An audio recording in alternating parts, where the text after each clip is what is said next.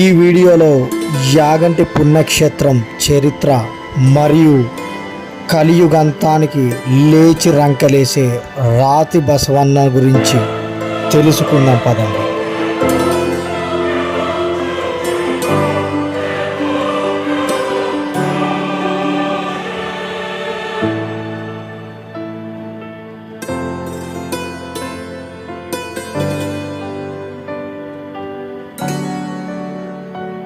కాలజ్ఞానం ప్రకారం ఈ పెరిగే రాతి బసవన్న లేచి రంకలేసినప్పుడు కలియుగం అంతమవుతుంది.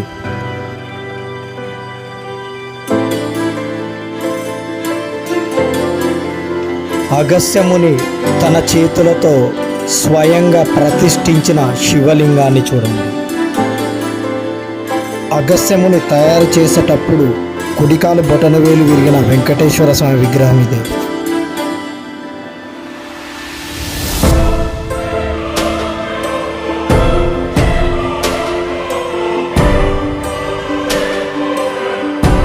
కాలజ్ఞానం రాసే సమయంలో వీరబ్రహ్మేంద్ర స్వామి వారు అచ్చమాంబ కుమారునికి దివ్య దృష్టితో కళ్ళు తెప్పించిన ప్రదేశం కూడా ఇదే. ఇంకెందుకు ఆలస్యం, వీడియోలోకి వెళ్దాం.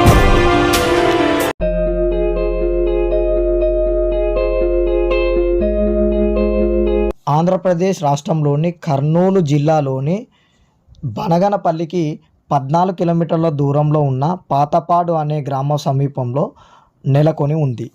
అయితే ఈ యొక్క క్షేత్రానికి యాగంటి అనే పేరు ఎలా వచ్చిందంటే, ఇక్కడ మొదటిసారి ముక్కుంటేశ్వర లింగాన్ని మరియు నందిని ప్రతిష్ఠించి యాగాలు చేసేవారు కనుక దీనికి యాగంటి అనే పేరు వచ్చింది.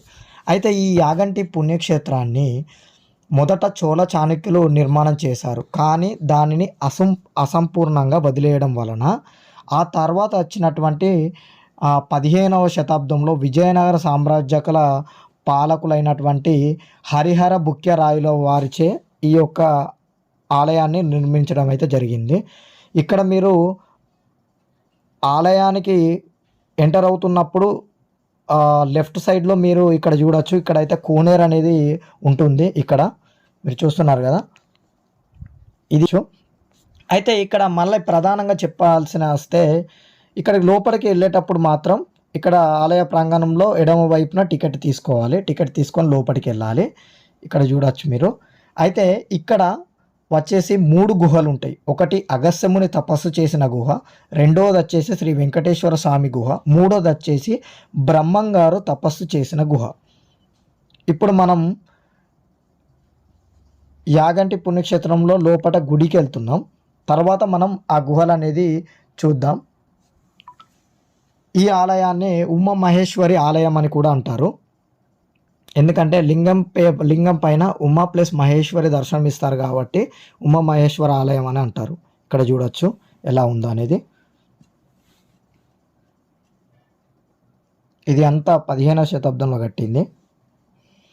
ఇక్కడే మీరు చూస్తున్నట్టయితే బ్రహ్మంగారు కాలజ్ఞానంలో ఇక్కడ ఈ గుహలోనే మీద ఒక గుహలో 3 గుహల్లో బ్రహ్మంగారి గుహ అన్నా కదా, అది కూడా చూపిస్తా. అక్కడ రాసింది కాలజ్ఞాన ప్రకారం కలియుగంతానికి ఇక్కడ ఉన్నటువంటి రాతి బసవన్న లేచి రంకెలేసినప్పుడు ఆ శబ్దానికి కలియుగం అనేది అంతమవుతుందని రాశారు.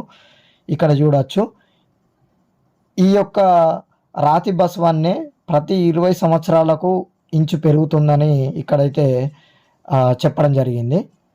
మీరు చూస్తున్నారుగా, 90 సంవత్సరాలు అంటే 400 సంవత్సరాలని కాదు, ఇక్కడ రాసిన దాని ప్రకారం అయితే 90 సంవత్సరాల క్రితం అయితే దీని చుట్టూ ప్రదక్షిణ చేసే స్థలం అయితే ఉండేదట ఈ యొక్క బసవన్న చుట్టూ. ఇప్పుడైతే లేదు. ఇక్కడ నుంచి చూడొచ్చు గుహలు ఎంత అద్భుతంగా ఉన్నాయో. ఇక్కడ క్లియర్గా రాసింది యాగంటి బసవన్న చరిత్ర గురించి అయితే అక్కడ రాసింది. కలియుగంతానికి రెంకలేసే రాతి బసవన్న అయితే ఇదే, మీరు చూడొచ్చు. ఈ యొక్క బసవన్న ఆ రాయి పెరిగే రాయి అనేది చెప్పడం అయితే జరుగుతుంది. కొంతమంది అయితే అది దేవుని మహిమ అని కూడా చెప్పడం జరుగుతుంది. ఎవరి నమ్మకాలు వాలి కాబట్టి. అటు నుంచి ఆ గుహలకు వెళ్ళడానికి ఇంకొక వెనక సైడ్ నుంచి మీరు చూడొచ్చు ఈ దారి. ఇక్కడ మీరు చూస్తే మాత్రం ఇక్కడ మీకు ఒక కోనేరు అనేది కనిపిస్తుంది. అయితే ఇక్కడ కోనేరులోని నీళ్లను భక్తులు చాలా పవిత్రంగా మరియు పవిత్ర తీర్థంగా అయితే భావిస్తారు. ఎందుకంటే ఈ యొక్క కొలంలోని నీటిని శ్రీవారి పూజలకైతే వినియోగిస్తారు. ఇక్కడ చూడొచ్చు అగస్త్య పుష్కరిణి చిన్న కోనేరు అని ఉంది. ఇక్కడ నుంచి కాస్త ముందుకెళ్తే మాత్రం మనకైతే 3 గుహలకైతే దారి కనిపిస్తుంది. ఇక్కడ నుంచి మనం ఆ 3 గుహలకు అనేది వెళ్దాం. ఈ గుహలకు వెళ్ళే ముందు ఇక్కడ ఒక చరిత్ర అనేది చూసుకుంటే, ఈ అగస్త్య ముని తపస్సు చేసినప్పుడు వెంకటేశ్వర స్వామి బొటనవేలు విరగడం వల్ల తపస్సు చేశాడు కదా మన పరమశివునికి. తపస్సు చేసే టైంలో ఒకవేళ తపస్సు చేస్తే ఇక్కడనే నెలకొంటారని చెప్పి కాకాసురుడు అనే రాక్షసుడు ఆ తపస్సును భంగం కలిగించాలని తోటి కాకులను తీసుకొచ్చి ఇక్కడ కావని అరవడం జరుగుతుంది.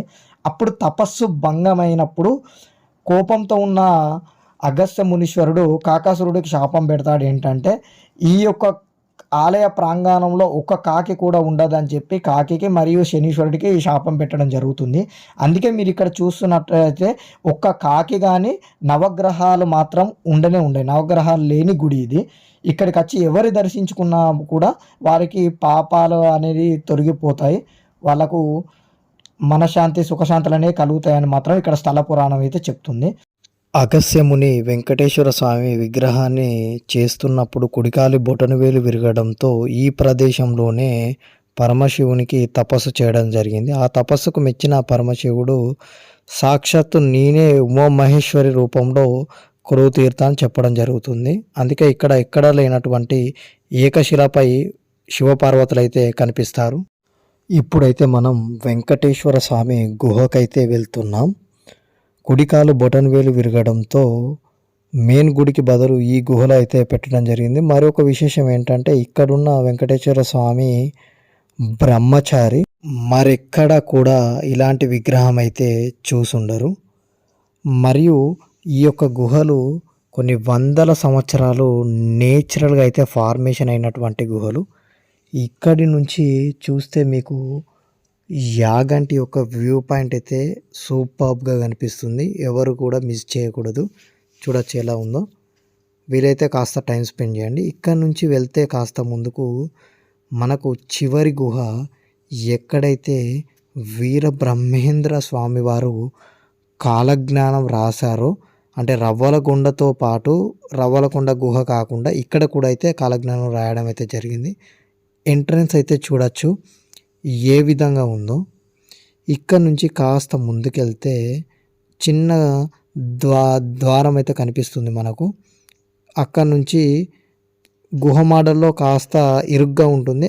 అక్కడ నుంచి లోపలికి వెళ్తే ఆ గుహ అయితే కనిపిస్తుంది.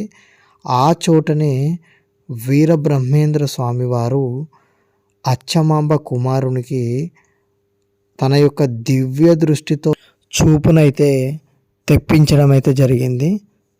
చూస్తున్నారు కదా, ఈ ప్రదేశంలోనే చూపైతే తెప్పించడం జరిగింది. మరియు ఇదంతా చూస్తే మీకు ఇది మొత్తం నేచురల్గా ఫార్మేషన్ అయినటువంటి గుహలే ఈ 3 కూడా. ఓకే ఫ్రెండ్స్, ఇది వచ్చేసి యాగంటి హిస్టరీ. నా వీడియో కనుక నచ్చినట్టయితే లైక్, షేర్ అండ్ సబ్స్క్రైబ్ చేసుకోవడం మాత్రం మర్చిపోకండి. మరిన్ని ఇంట్రెస్టింగ్ వీడియోస్తో మీ ముందుకు వస్తా. మీ అలీ విహారీ.